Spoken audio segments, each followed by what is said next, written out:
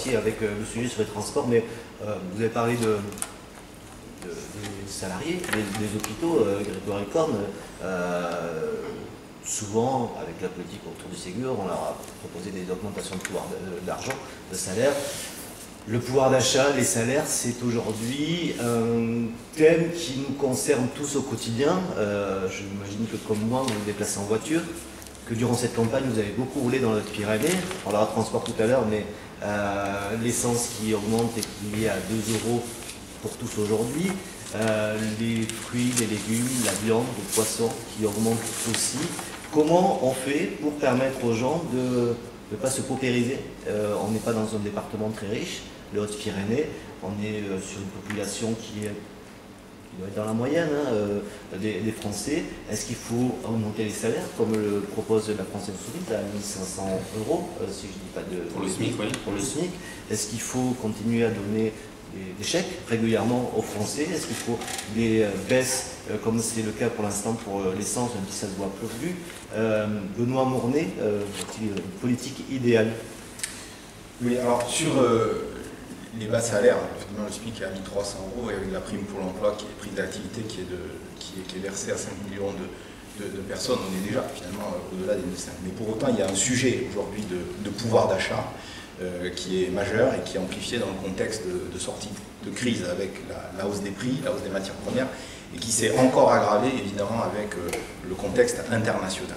C'est la toute première priorité du gouvernement d'Elisabeth Borne et c'est pourquoi elle demande une majorité forte et claire à l'Assemblée nationale. Je peux vous dire que les équipes actuellement à Bercy travaillent jour et nuit sur ce projet pouvoir d'achat qui comprend un paquet de mesures cohérentes et certains engagements de la présidentielle et d'autres points. Le premier, c'est bien sûr l'indexation des retraites sur l'inflation.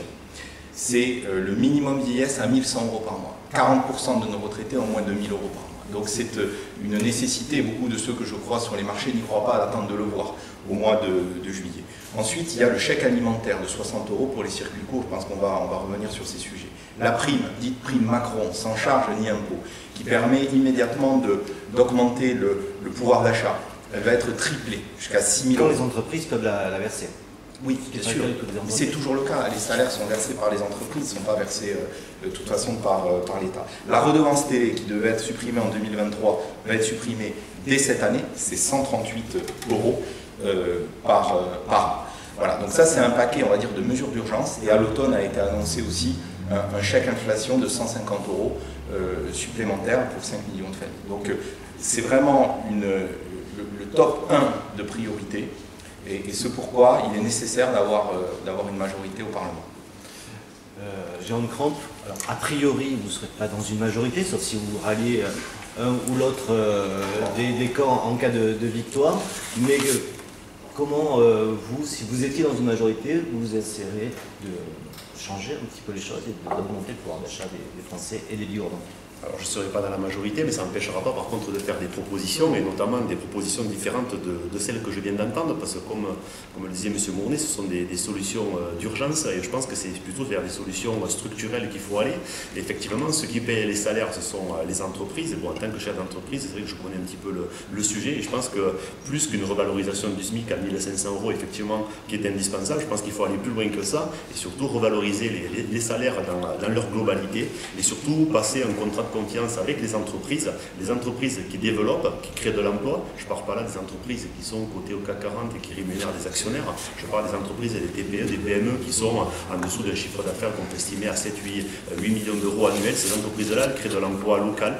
Elles ont besoin d'être aidées, de pouvoir bénéficier d'allègements fiscaux et sociaux pour pouvoir revaloriser les salaires et s'éloigner bien au-dessus du SMIC, puisqu'on a besoin aujourd'hui de redonner de l'attractivité au métier. Le constat, il est aujourd'hui flagrant sur les Pyrénées. Il y a une pénurie de recrutement dans tous les domaines, que ce soit dans l'industrie, le tourisme, l'agroalimentaire ou tous les domaines, ou l'agriculture même, tout simplement parce que les métiers ont besoin d'être, je dirais, d'être plus attractifs par leur rémunération et les conditions de travail, bien sûr, qui soient indissociables.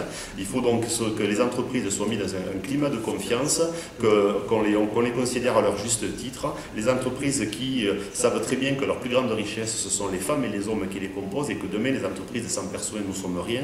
Donc on doit redonner aux entreprises ces leviers de pouvoir développer des véritables compétences, valoriser le travail manuel, le travail agricole, redonner du goût à ces métiers-là. et non pas uniquement par des mesures d'urgence à coup de chèque ou autres, qui sont effectivement dans certains cas nécessaires pour les plus modestes, parce que je suis favorable à ce qu'on cible les aides et qu'on ne passe pas par un blocage des prix qui au final profitera à tout le monde, plutôt aider les plus, je dirais, les personnes qui sont en situation de précarité. Donc il y en a aussi besoin. Et bien sûr, on n'a pas oublié les retraités. Alors quand on parle d'indexation, l'indexation aujourd'hui elle existe, mais elle se fait le 1er janvier de chaque année. Ce qu'on a besoin, c'est d'indexer les retraites en temps réel, et comme aujourd'hui, quand on subit une inflation de 5%, on plonge une partie de nos retraités dans la précarité, ce qui est totalement inconcevable de nos jours. Donc je pense qu'il faut un peu plus de réactivité. On a un monde économique qui fluctue de plus en plus vite, il faut que les mesures soient à la hauteur de ces fluctuations-là, et qu'on puisse apporter aux Français les moyens de vivre dignement à la fin du mois, qu'on soit actif ou retraité. Grégory Corne, le pouvoir d'achat, c'était l'un des sujets développés par Jean-Luc Mélenchon, qui sera peut-être le Premier ministre, s'il y a une majorité. Alors, en tout cas, c'est ce que vous souhaitez. Vous avez entendu Jérôme Tron. 1500 €, c'est bien, mais c'est pas assez. Oui, alors bon, c'est peut-être qu'après, au-delà des éléments de contexte qu'on partage, qu'on reconnaît effectivement, des situations particulières, une forte inflation, la guerre. Au-delà, se pose le problème de la répartition des richesses. Enfin, je veux dire, c'est aussi un choix de société. Et c'est vrai que moi j'appartiens à une famille politique qui vise une plus grande égalité entre les Françaises et les Français. Donc là aussi on va faire une série de constats. Les 5 personnes les plus riches en France possèdent autant que les 27 millions les moins bien dotés. Voilà, alors c'est une vraie question. Est-ce qu'on accepte cette situation? Est-ce qu'on trouve que finalement, eh bien, on est dans un système économique qui justifie ça et puis on va continuer comme ça? Ben, nous, on pense que non.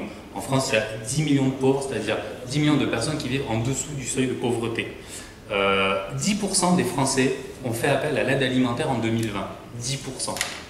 Encore un dernier chiffre, 300 000 sans-abri en France aujourd'hui et il y a 5 ans. C'est-à-dire que ce chiffre n'a pas bougé en 5 ans, c'était un des engagements de campagne d'Emmanuel Macron. On voit qu'il n'a pas tenu cette promesse. Sarkozy aussi. Et également, donc c'est-à-dire que très clairement, au-delà des effets d'annonce, c'est un problème qui n'est pas réglé. Là, on parle des gens qui sont dans la plus grande précarité. Bon, au-delà, pour ce qui est des questions effectivement d'inflation et en particulier du hausse du prix de l'essence, vous faisiez référence, effectivement, on a beaucoup à se déplacer en voiture dans les milieux ruraux. Je le regrette, on en parlera tout à l'heure avec le volet transport, on va essayer de développer des solutions alternatives. En attendant, on n'a pas le choix. Donc nous, on propose effectivement des mesures d'abord d'urgence, dans un premier temps, en particulier des mesures de blocage des prix. Et là, c'est quelque chose d'abord dont on peut dire que ce n'est pas une mesure tout à fait inédite, puisque ça a déjà été fait pour certains produits dans des situations de crise particulières. Par exemple, pendant la période Covid, on a bloqué les prix sur le gel hydroalcoolique. Ça n'a pas demandé même à faire une loi, on peut faire ça par décret. À La Réunion, à l'île de La Réunion, c'est quelque chose qui se fait. C'est quelque chose qui se fait. Et il y a un certain nombre, il y a un panier en fait de produits de première nécessité qui est déterminé en commun par des consommateurs, par des producteurs, par des représentants de l'État. Tout le monde se met d'accord sur un prix maximum et ça se passe très bien. Donc on est tout à fait en mesure de le faire ici également en métropole. Deuxième mesure, effectivement, la hausse du SMIC à 1500 € qui sera accompagnée d'une conférence sur les salaires pour permettre aussi à ceux qui sont juste un peu au-dessus eh bien, de pouvoir également avoir une hausse de leur salaire et de leur pouvoir d'achat. Alors ça c'est quelque chose qu'on peut faire puisque je rappelle quand même que l'an dernier les plus grandes entreprises donc, du CAC 40 ont versé 80 milliards d'euros à leurs actionnaires. Et ce qui représente, c'est que la plupart des entreprises sont pas celles du CAC 40. Exactement. Alors j'ai un petit patron à une trésorerie qui est en forme après des emplois. Absolument, absolument. Et donc en fait l'idée c'est d'instaurer, c'est notre grande idée, une solidarité entre les entreprises. Entre justement les entreprises qui pour certaines ont fait beaucoup d'argent, y compris quand tout le monde allait très mal pendant la crise Covid, et celles qui pendant ce temps tiraient la langue et avaient du mal même à payer leurs employés. Donc nous, cette solidarité, on veut effectivement la proposer, l'instaurer. Par exemple, on peut imaginer une caisse de péréquation où on s'ajusterait sur les cotisations entre les plus grandes entreprises qui paieraient peut-être davantage, et puis les petites qui pourraient même être exonérées dans un premier temps. Dans tous les cas, évidemment, la réforme de la hausse du SMIC à 1500 € serait accompagnée pour les TPE et PME. On ne pourrait pas faire ça d'une manière brutale, c'est absolument impossible. Bon. Les minima sociaux, on en a parlé, à 1063 €. Alors, bon, vous dites finalement vouloir le faire effectivement en particulier pour les retraités. C'est une très bonne chose, nous c'est ce qu'on propose, pas une retraite en dessous de 1063 €. Bon, j'ai envie de vous dire, finalement, pourquoi ça n'a pas été fait avant? Pourquoi on a laissé pendant 5 ans des gens survivre avec des retraites à 500 ou 600 €, qu'on croise tous les jours quand on fait des porte-à-porte dans les quartiers populaires ici, ils nous le disent tous. Donc voilà, dernier point, c'est également au niveau des retraites, puisque quand on parle de pouvoir d'achat, on est obligé de parler des retraites, donc nous c'est très clair, c'est la retraite à 60 ans, avec 40 annuités, voilà. On peut le financer, on l'a chiffré de manière très précise. Et également, concernant finalement l'âge de la vie le plus précoce, donc on va parler des jeunes, et en particulier des jeunes étudiants, et là c'est une question d'égalité républicaine, hein, que finalement tout le monde puisse avoir accès à des études sans être obligé d'avoir dans le même temps un travail qui parfois handicape lourdement les possibilités de réussite. Et donc là aussi, allocation de 1063 € pour tous les jeunes qui font des études et pour les apprentis. Et là, c'est pas une question parce qu'on n'a pas le temps, mais il va falloir aussi remettre de l'argent dans les facultés parce qu'elles ne sont pas toujours en très bon état. Je me quand même 3 secondes me permettre parce que vous proposez finalement une société de prix administrée, donc ça s'est vu ailleurs dans l'histoire aussi. Ça conduit à une chose en économie très simple, c'est que bien sûr les entreprises doivent s'y soumettre, mais ça conduit à une pénurie. Donc les mesures de court terme anti-inflation, comme le bouclier anti-inflation qui va faire 26 milliards d'euros sur le blocage des prix du gaz, le fait que les prix des legs sont capés, bloquer les prix dans l'économie, vous bloquez tout le système. Deuxième élément sur les retraites. Vous avez dit pourquoi on ne l'a pas fait avant. 1100 € par mois, le minimum vieillesse, et je vais ajouter aussi dans le programme la solidarité à la source, puisqu'on a 40% de non-recours sur les aides sociales. Et parce qu'on explique comment on le finance, c'est-à-dire qu'on explique comment on va aller pouvoir financer ce pouvoir d'achat augmenté des retraités. J'ai pas bien compris dans le programme comment vous financiez le fait de revenir à 60 ans, alors même qu'on a plus 100 milliards d'euros déjà de trous dans la caisse si on ne fait rien sur le système à horizon 2037. Mais je ferme ici la parenthèse. Et puis, M. Kram, juste sur les mesures ciblées, ce sont des mesures justement ciblées que j'ai énoncées là tout à l'heure. Des mesures ciblées sur le chèque alimentaire, sur le chèque inflation qui sera également ciblé. À l'inverse, les mesures fiscales que vous proposez, par définition, et ça c'est constitutionnel, les mesures fiscales s'appliquent à tous, sans pouvoir être distinguées. Donc on fait beaucoup plus de ciblage quand on a des mesures qui sont de l'ordre de la subvention publique que sur des allègements d'impôts.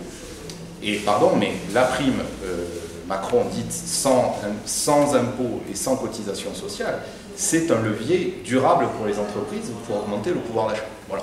Donc je ne voudrais pas laisser penser qu'on ne serait que dans une logique de pompier sur ce sujet-là. Avant que vous lui répondiez, juste une question complémentaire. L'âge de la retraite, 65 ans 64 ans? Non, alors sur le sujet de la retraite, on est absolument clair. Je suis désolé, là, s'il faut qu'on prenne le temps d'expliquer les choses. On a un déficit structurel de 7 milliards d'euros par an à partir de 2027 jusqu'en 2037, c'est documenté. Aujourd'hui, 2022, on a un trou de 4 milliards d'euros. Donc, si on ne veut pas bouger le sujet de l'âge de la retraite, il faut expliquer comment on le finance. Tous les choix sont respectables. Soit on augmente les cotisations, soit on baisse les pensions, et ça c'est la conséquence non dite du programme du Rassemblement National, et je crains aussi du programme de la NUPES, ou alors on creuse la dette. Et donc la proposition qui est la nôtre, c'est vous avez entendu, une démocratie, et c'est la plus implicative avec le Conseil national de la fondation, d'essayer d'aller vers une concertation pour augmenter progressivement, ce ne sera pas du jour au lendemain, de pouvoir travailler un peu plus longtemps et évidemment, en étant attentif aux carrières longues, aux métiers pénibles et en ayant ces éléments qui seront, notamment les carrières longues, évidemment concernés. Je ne vous relancerai pas sur l'âge parce qu'on n'a pas le temps, mais Jérôme Kram, vous, pareil, c'est 60, soit ce qui avait été annoncé en tout cas dans la campagne 64-65 à terme ou entre les deux? Alors je veux dire, avant ça, petite juste réaction par rapport à la fiscalité adaptée sur les entreprises, pour bien repréciser ce que je dis tout à l'heure. Moi j'ai bien parlé de différenciation et donc des entreprises TPE, PME qui développent et qui créent de l'emploi et qui, je dirais, pérennisent la main-d'œuvre. C'est ces entreprises-là qui devront bénéficier d'allègements fiscaux, donc ce n'est pas une mesure, comme j'ai dit, qui s'appliquera à tout le monde, et j'ai parlé même d'un chiffre d'affaires de 7 à 8 millions d'euros.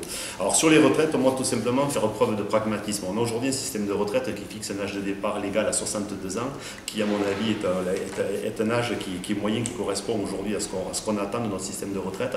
On a également un conseil d'orientation des retraites qui a rendu un rapport l'année dernière qui fait état tout simplement que notre système aujourd'hui tel qu'il est, il est pérenne pour les années à venir. Alors certes, le nombre d'inactifs a augmenté, on restera à dette constante, ça c'est sur la dette que vous avez citée, mais elle n'évoluera pas parce que les revenus d'activité augmentant, la dette ne se verra. Et donc aujourd'hui, le corps là-dessus est très clair et c'est quand même un organisme qui est neutre et explique bien que sans mesure politique quelconque, le système de retraite est viable. Par contre, moi je suis favorable à ce qu'on vienne humaniser notre système de retraite et effectivement prendre en compte les carrières longues, vous l'avez souligné, prendre en compte la pénibilité de travail, mais aussi les interruptions de carrière liées aux aléas de la vie. Je pense là aux personnes qui ont interrompu leur carrière pour rester proches d'un enfant malade, proche d'une personne en situation de handicap, les mères de famille qui ont cessé leur activité partiellement ou totalement pour élever leurs enfants. Ces périodes-là doivent rentrer dans le calcul des cotisations et donner droit à un départ à la retraite à taux plein pour ces personnes-là. Donc pour moi, c'est cette nuance humaine qu'il faut apporter dans notre système de retraite, sans retoucher le système qui aujourd'hui me semble équilibré avec une durée de cotisation qui est fixée en fonction de l'âge de naissance. À ce qui me concerne, 73, 43 années de cotisation. C'est un système qui aujourd'hui est équilibré, qui peut durer dans le temps. Alors je comprends la volonté du gouvernement de vouloir augmenter la durée de cotisation pour se servir de ce financement-là pour, je dirais, provisionner d'autres objectifs. Mais aujourd'hui, le système de retraite, il s'auto-équilibre en l'État. Je pense qu'on ne peut pas laisser dire ça. Ce que dit le corps. Non, attendez, parce que là, ça va durer un certain temps. Moi, je n'ai pas encore répondu. Donc, j'ai un certain nombre d'objections qu'elle m'a à émettre aussi. Sachant que tout le temps qu'on consacre là, on ne le consacrera pas sur d'autres sujets. Ouais, voilà. Alors, non, mais juste rapidement, parce que, je veux dire, c'est un reproche qu'on nous fait classiquement. Comment vous allez financer toutes vos mesures? Bon, alors, plusieurs choses. D'abord, on a un programme qui est totalement chiffré et qui a été même validé, y compris par une majorité d'économistes, même libéraux, qui ne font pas nos choix, mais qui reconnaissent en tout cas le caractère cohérent de l'ensemble de notre programme. Donc, juste quelques pistes. On est pour une réforme globale de l'impôt en passant à 14 tranches, alors qu'on était sur 5 tranches jusqu'à présent, qui globalement effectivement va augmenter la masse d'argent récoltée. On est également pour un rétablissement de l'ISF ou encore contre une réelle lutte contre l'évasion fiscale dont on peut rappeler qu'elle représente, suivant les estimations, entre 80 et 100 milliards d'euros, ce qui est absolument considérable sur un budget d'environ 400. Donc je veux dire quelque chose, il faut regarder à un moment donné où l'argent s'en va, s'échappe, pour ensuite pouvoir mettre sur la table nos différents projets. Sauf que par définition, l'évasion fiscale, il y a beaucoup de difficultés Non, mais voilà. Alors, on estime, nous, pour notre part, que jusqu'à présent, il n'y a pas une réelle volonté politique de lutter contre. Et on a un certain nombre de propositions à faire que je ne vais pas développer en détail, mais pour récupérer une bonne partie de cette manne qui est en fait l'argent des Françaises, des Français, tout simplement. Bon, on arrête, mais juste, on ne peut pas dire que le système... Alors, juste sur le corps, en fait, il y a un pic démographique qui correspond, tout le monde le comprend, à la génération du papy boom jusqu'en 2037 et après le système effectivement se rééquilibre. Mais aujourd'hui on est un système par répartition qu'on veut préserver. Les actifs cotisent pour les retraités actuels, on ne cotise pas pour sa propre retraite, donc il faut toujours veiller à cet écart. Et il y a une volonté dans les propositions qui ont été portées par le président de la République de maintenir le pouvoir d'achat des retraités aujourd'hui et pour demain. Voilà.